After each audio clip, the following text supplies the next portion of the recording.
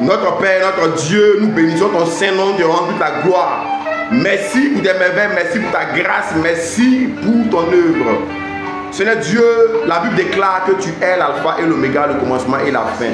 La Bible déclare que tu es le chemin, la vérité et la vie. Et là où il y a la vérité, il y a Dieu, il y a le Christ. Et là où il n'y a pas la vérité, il n'y a pas Jésus. Là où il y a la foi, il y a la détermination et il y a la sérénité, la tranquillité. Mais là où il n'y a pas la foi, il y a la peur. Et la peur est un plan, un programme, un projet de Satan. Voilà pourquoi ce matin, Seigneur Dieu, je viens parler, je viens exhorter, soit au contrôle de tout, et que ce ne soit point la chair ni le sang qui puisse parler, mais que ce soit, Seigneur Dieu, mon roi, ton esprit qui en moi, l'onction, qui puisse parler et que ton onction sur ma vie puisse, Seigneur Dieu, me conduire, m'enseigner également pendant que j'enseigne, pendant que je parle. Et que tout soit pour ta gloire au nom de Jésus-Christ. Et que rien ne soit pour la gloire de Satan. Et aucune œuvre des ténèbres ne puisse interférer dans cela au nom de Jésus-Christ. Que ta grâce, ta gloire, ta puissance, ton feu soit en Dieu partout. Et je prie que cette vidéo, quels qu'en soient les périmètres et les péripéties, soit remplie de ton feu, ta puissance au nom de Jésus-Christ. Et que Seigneur mon Dieu, mon roi, au son de ma voix, il y a, Seigneur Dieu, des écailles qui tombent. Au son de ma voix, il y a liberté, il y a libération, il y a délivrance au nom de Jésus-Christ. Et que Seigneur mon Dieu, mon roi, la parole qui sort, si elle est sincère, qu'elle puisse convaincre et transformer, impacter des vies, des nations, des générations, au nom de Jésus-Christ. Gloire à toi. Des peuples également. Gloire, honneur, puissance, élévation à toi seul, au siècle des siècles. Au nom de Jésus-Christ, j'ai prié. Amen. Bien-aimés, que le Seigneur vous bénisse abondamment. En ce matin, je viens avec l'exhortation qui dit Jésus-Christ est le chemin, la vérité et la vie. Et lorsqu'on parle de chemin, on parle de vérité, on parle de vie. Le socle sur lequel je vais m'appuyer, c'est la vérité. Et la problématique, le problème, la question sur laquelle je veux spéculer en ce matin, sur laquelle je veux parler, concerne le problème qui concerne l'Afrique francophone. Pourquoi est-ce que en Afrique francophone, à tout moment, il y a des troubles et il y a des histoires qui fatiguent, qui détruisent, qui mélangent des peuples, des nations. Et certes, en tant que serviteurs de Dieu, nous avons la mission de préparer les cœurs, les vies, les peuples, les nations au salut éternel. Mais au-delà de ça, nous sommes dans une nation, dans un pays, dans un continent. Nous vivons avec des peuples qui ont des réalités. Parce que lorsque nous prêchons l'évangile de Jésus-Christ, c'est à des personnes qui vivent des réalités. Lorsque nous allons prêcher les dimanches dans les communautés, ce n'est pas des personnes qui descendent des cieux les dimanches, bien habillés, dans l'église, dans une salle, on finit de prêcher et les personnes remontent au ciel. Non. Et même l'homme de Dieu qui prêche l'évangile, ce n'est pas une personne qui vit au ciel et le dimanche il descend, il prêche et puis après ça il prend son avion, mais il prend, mais les anges viennent l'emporter et qui remontent au ciel. Non. Ce sont des personnes qui vivent dans une société, dans un peuple, dans une nation. Et certes, le Seigneur m'a convaincu de mettre sur pied une tribune d'intercession et tribune de prière pour la nation. Mais on ne va pas limiter l'action à prier simplement pour la nation, sans toutefois également dire la vérité à qui de droit. Et le message en lui-même n'est pas seulement adressé à une nation, mais aux nations, à plusieurs nations, notamment les nations des pays en Afrique, et par extension aux nations des pays francophones. Pourquoi est-ce que à tout moment dans nos nations francophones, lorsque on parle d'élection, on doit jeûner, prier, on doit intercéder? Et il n'en est pas ainsi dans les nations, dans les pays dits développés. Tandis que nous voulons être développés, nous voulons être des nations émergentes. Mais pourquoi est-ce qu'il en est ainsi? La Bible déclare que mon peuple périt par manque de connaissance. Et la seule et unique chose qui peut amener un peuple à quitter le chemin de la perdition, c'est quoi? C'est la vérité. C'est apporter au peuple la connaissance. Et l'un des endroits dans lequel on doit entendre la vérité, c'est dans la maison de Dieu. Tout endroit où on dit maison de Dieu, là-bas doit être un endroit où la vérité doit être entendue et défendue. La vérité et la justice. Et le problème de l'Afrique, pourquoi est-ce que des jeunes gens fuient leur nation? Pourquoi est-ce que des jeunes gens fuient leur continent comme si on les poursuivait?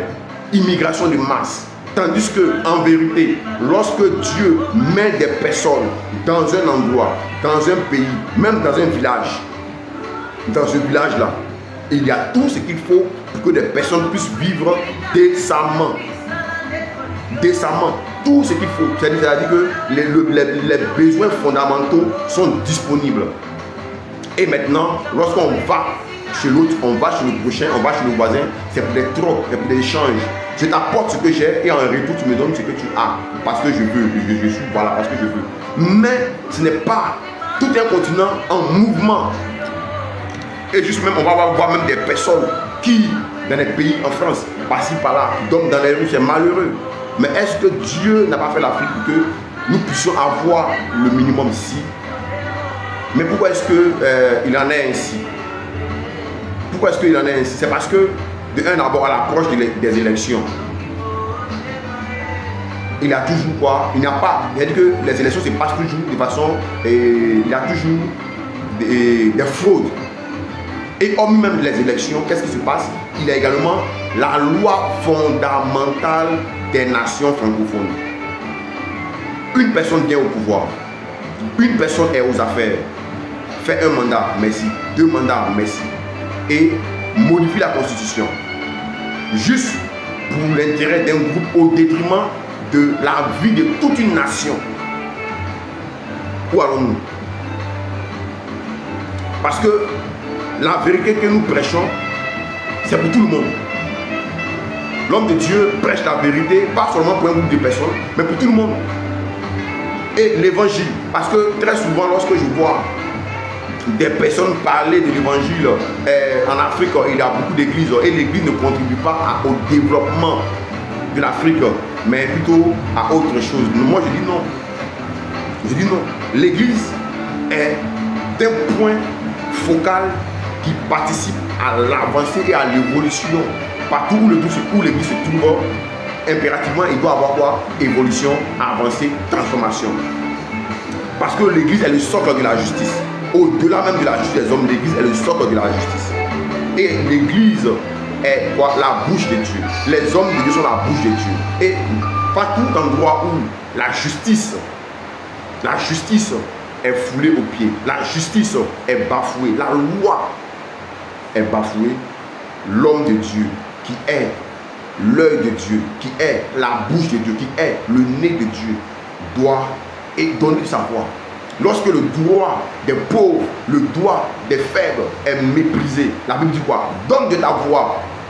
Oh les muels, donne de ta voix. Pourquoi? Soutenir la cause des faibles, pour soutenir la cause des pauvres, pour soutenir la cause de la minorité. Donne de ta voix. Et la Bible dit quoi? Oh, ne t'étais pas. Je paraphrase un verset qui est dans le livre des Proverbes, assurément, qui dit quoi? Ne t'étais pas. Lorsque on conduit le pauvre, on conduit une personne à la mort devant l'injustice, on conduit une personne à la mort devant l'injustice, ne t'étais pas. Il faudrait que la voix puisse être portée. Il faudrait que la vérité soit dite pour qu'il y ait la paix. Il y ait quand même un minimum de stabilité. Mais veuillez un instant vous imaginer si à chaque dirigeant à la tête d'une nation vient et durant son règne manipule les principes fondamentaux de la nation et il fait ce qu'il veut. Il parle, un autre dirigeant vient et il manipule la loi fondamentale de la nation. Il fait ce qu'il veut, il parle, ainsi de suite. Mais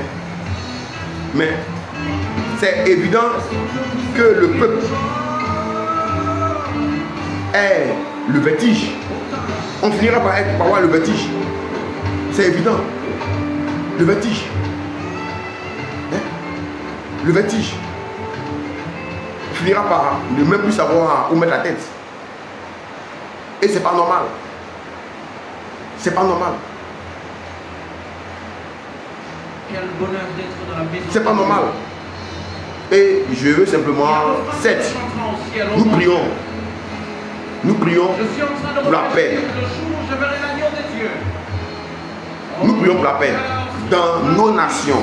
Parce que nous ne sommes plus arrivés au stade où il faut dire la Côte d'Ivoire, la Guinée, le Bénin. Non, nous sommes arrivés, le monde est arrivé à une dimension plus avancée que ça. Parce que les problèmes sont un.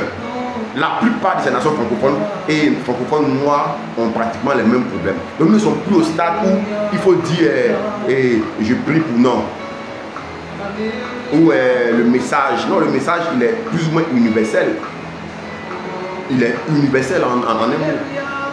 À toutes ces nations, ces pays-là où lorsque quelqu'un il est au pouvoir, au détriment de la masse, toi seul, et pour juste un groupe de personnes, la destinée des millions de personnes est quoi? Est en stand-by. La destinée des millions de personnes est ouverte. Et même ça, et on se doit. Voilà pourquoi moi je ne suis pas pour les histoires de partis politiques. Parce que quand on dit parti politique, c'est un peu comme quelqu'un, le dirigeant, c'est un peu comme quelqu'un qui a une machette. Et c'est un gâteau, il vient, dans le peuple, il a un groupe. Il a un groupe dans le peuple. Et il fait tout pour avoir un groupe. 500 000 personnes, 1 million, et puis l'autre aussi, chacun a un groupe. Donc le peuple en lui-même déjà est divisé, parti politique. Et puis, dès l'instant où il y a une affaire qui ne va pas dans son intérêt, paf, les têtes se cognent, les peuples se cognent. On rend tel groupe comme tel groupe. C'est vrai que dans la démocratie, les partis politiques sont plus ou moins permis. Mais la force d'une nation, c'est la société civile.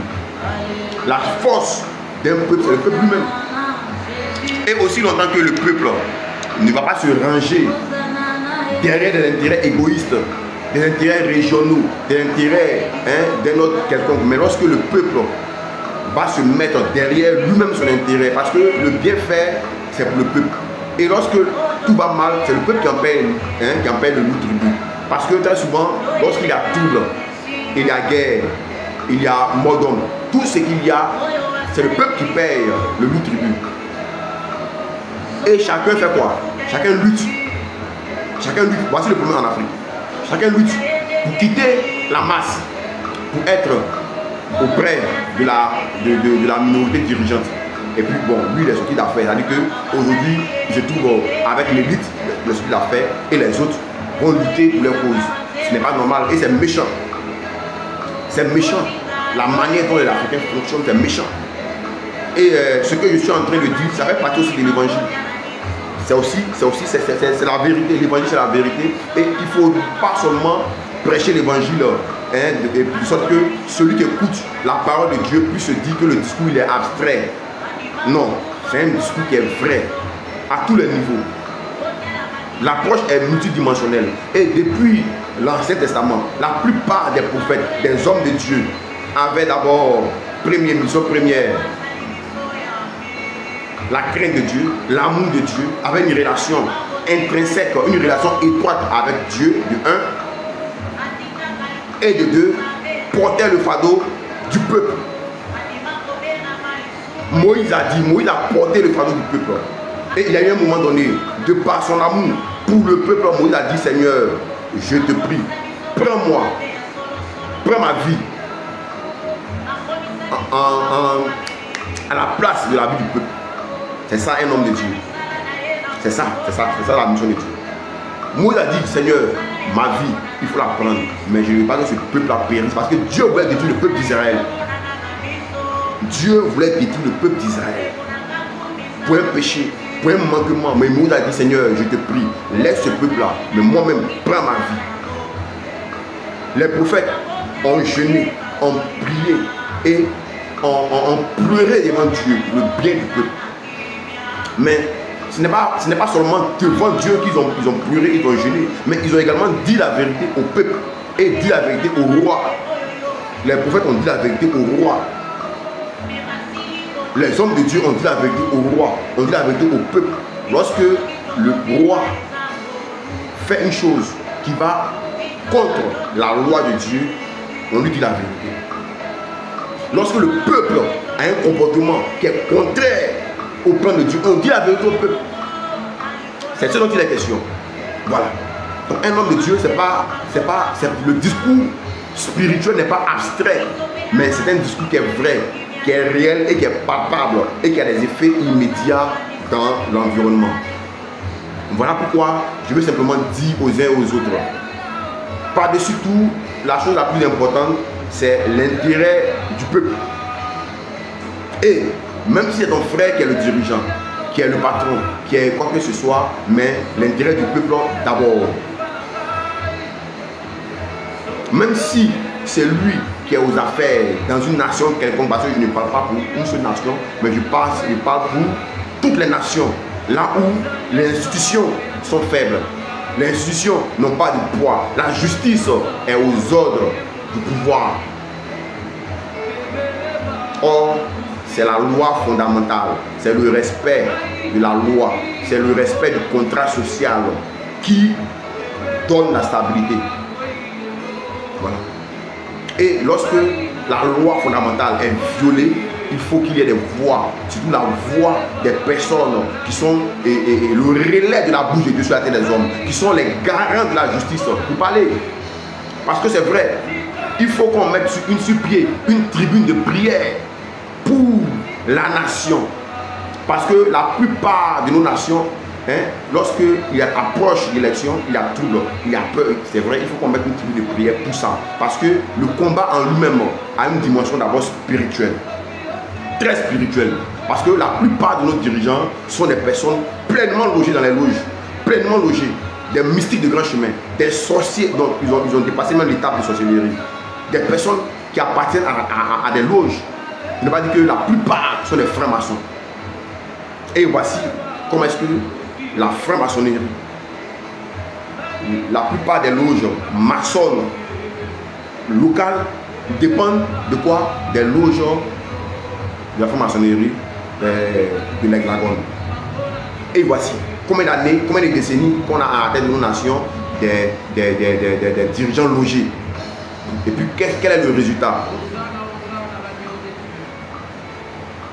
Il est important qu'on ait à la tête de nos nations des personnes qui craignent Dieu et qui voient leur prochain comme eux-mêmes, qui ont de l'amour. C'est vrai qu'il faut reprendre lorsqu'il y a injustice. Diriger un État, ce n'est pas la légèreté, mais il faudrait que celui qui dirige l'État doit savoir qu'il dirige l'État pour le bien du peuple. Pas pour les animaux, mais c'est pour les hommes. Voilà. C'est parce qu'il y a peuple qu'il y a président, il y a ministre, il y a gouvernant, il y a gouvernement et il y a tout ça. Donc si celui qui est à la tête d'une nation n'est pas en emphase, ne fait pas du bien, ne fait pas le bien à la nation, automatiquement, sa position est inutile. Je parle de façon générale. Lorsque dans une nation, le droit des pauvres sont méprisés au nom de je ne sais quel développement. Je ne sais quel développement. Parce que le développement est pour l'homme et pour l'homme. C'est vrai, nous sommes en pleine saison des pluies. Et il y a des zones qui sont plus ou moins à risque. Mais l'homme fait à l'image de Dieu et à sa ressemblance. Il y a une manière, c'est ce qu'on appelle le droit de l'homme. Il y a une considération. On ne se lève pas un matin et puis on va tomber sur des personnes comme si on tombe sur des animaux. Même dans les pays développés, pour déplacer, si on doit faire un projet d'aéroport dans une zone forestière qu'on sort, on prend le temps de déplacer des animaux qui sont dans cette zone-là. On prend le temps de dépasser parce que il ne faudrait pas détruire l'équilibre de l'écosystème. Là, je parle des animaux. Je parle des animaux. Il ne faudrait pas mépriser l'équilibre. Voilà. Mais à plus forte raison des hommes, un matin on se lève, on casse des maisons sans aucun avertissement, comme si c'était dans des animaux, on casse des maisons et tu vois des personnes dormir sous des ponts. Moi j'ai vu des personnes dormir sous des ponts, j'ai vu des personnes même dormir dans la bouche. Sans aucun avertissement. On détruit des maisons des gens. C'est pas ça. Non, c'est pas ça. C'est pas ça. moi je m'inscris en faux vis-à-vis de ces manières de faire. Les hommes, l'homme a une dignité. Bien avant de parler de nationalité, de couleur de peau, et de non, l'homme, homme, H-O-M-M-E, a une dignité et doit être considéré. Quel qu'en soit, même ton ennemi, tu dois le considérer. Devant Dieu, c'est écrit dans la parole de Dieu. Voilà. Ton ennemi doit le considérer. Tu dois le respecter. Il a un droit. On ne parle pas du droit de l'homme, mais c'est zéro. C'est pas normal. On détruit des maisons des personnes. Comme si on chassait des animaux. Tout simplement parce que non, il y a une manière, il y a une procédure. Et j'ai même une fois demandé à l'IA, à l'intelligence artificielle, est-ce qu'on peut déplacer, on peut détruire des maisons, on peut déplacer des personnes sans aucun avertissement. L'IA m'a dit non. Et moi-même, parce que si on dit que des personnes ont eu leur maison cassée sans aucun avertissement, et puis les dirigeants peuvent dire c'est faux. Mais moi-même j'ai été victime de cela. Un jour, un bon lundi, le lundi même avec précision, le lundi de la rentrée scolaire passée, après mon évangélisation, on casse ma maison sans aucun avertissement. Après mon évangélisation, on casse ma maison sans aucun avertissement. Bon, c'est quel schéma politique? C'est quel système politique? C'est quoi? C'est pas normal. Voilà. Et l'homme de Dieu, sa mission, c'est de dénoncer aussi l'injustice. Quand la loi est bafouée, on dit la vérité à qui que ce soit. Voilà. Parce que là où il y a la foi, il n'y a pas la peur. Là où il y a la peur, il n'y a pas la foi. Voilà. Et lorsque tu acceptes de servir Dieu, tu dois accepter également de dire la vérité. Et je dis cette vérité-là, pas pour faire du mal à quelqu'un, parce qu'une vérité dite dans le but de faire du mal, de faire du tort, ou bien de détruire une vie, n'est pas une vérité. Mais une vérité qui est dite dans le but de faire du bien est une vérité. Voilà. Que le Seigneur vous bénisse abondamment. Et puis celui qui écoute, que le Seigneur permette que cette personne puisse avoir une oreille attentive selon l'esprit pour écouter. Et aussi longtemps. Aujourd'hui, ce qui a permis que je puisse faire ce direct de façon en long et en large, c'est le temps. Parce que si le temps était favorable, j'allais sortir et puis aller plus ou moins évangéliser quelque part. Mais tout ce que Dieu fait est bon. Soyez abondamment bénis et aussi longtemps que j'aurai le temps, parce que la vie est courte. La vie n'est pas longue, la vie elle est très courte. Elle est très fugace. Quand on dit fugace, elle est très rapide, elle passe vite. Mais les émotions, je le dis, les émotions, que ce soit les émotions positives ou négatives, les plaisirs, les joies, les douleurs, toutes ces entités mélangées amènent les hommes à penser que la vie est longue. Or la vie n'est pas longue. C'est simplement les émotions qui donnent parfois à se dire que les choses sont longues. La vie n'est pas longue, la vie est très courte. Voilà pourquoi un homme doit aller à l'essentiel. Et on ne vit pas parce que la vie de l'homme n'est pas rattachée parce qu'on a beaucoup d'argent, ou bien parce qu'on a peur de mourir. Non, la vie de l'homme n'est pas rattachée à cela. La vie de l'homme est rattachée à Dieu. C'est simple comme bonjour. Tu peux avoir peur de dire la vérité, tu vas mourir, comme tu peux dire la vérité puis ne pas mourir. Parce que la vie de l'homme n'est pas rattachée à un homme, non. La vie de l'homme est rattachée à Dieu. Que le Seigneur vous bénisse abondamment. Je mets ce son.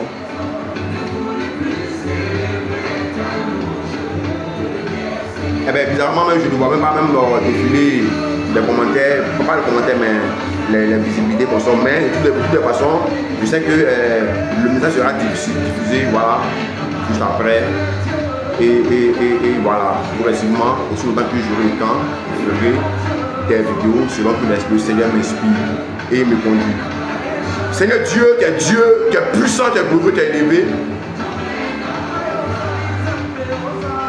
L'évangile n'est pas venu pour faire perdre les nations, mais elle est venue pour que les nations soient sauvées.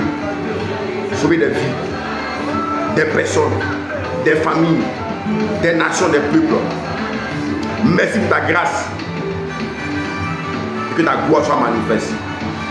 Pour cette vérité prêchée et dite. Car l'évangile n'est pas une chose abstraite. Non, elle est palpable, elle est touchable, elle est tangible. Bénis ton peuple et bénis également toutes les nations africaines qui, là où il y a l'injustice, que ta grâce fasse descendre la justice. Et que là où il y a la peur, parce que la peur n'est pas un programme de Dieu, mais la peur est un système dûment conçu par les dirigeants afin de pouvoir régner, afin de pouvoir faire ce qu'ils veulent. La peur n'est pas de Dieu, la peur est du diable. C'est vrai qu'on doit avoir respect et considération vis-à-vis des dirigeants, mais la peur n'est pas de Dieu. Et la vérité est de Dieu. Et celui qui dit la vérité est sur le chemin de Dieu. Et celui qui dit la vérité est protégé par Dieu. Merci pour ta grâce, merci pour ta miséricorde, merci pour tes merveilles. Gloire, honneur, puissance, élévation à toi seul. Et donne d'avoir une vie utile sur la terre des hommes. Donne d'avoir une vie utile sur la terre des hommes. Au nom de Jésus-Christ, nous allons prier. Amen. Soyez abondamment bénis.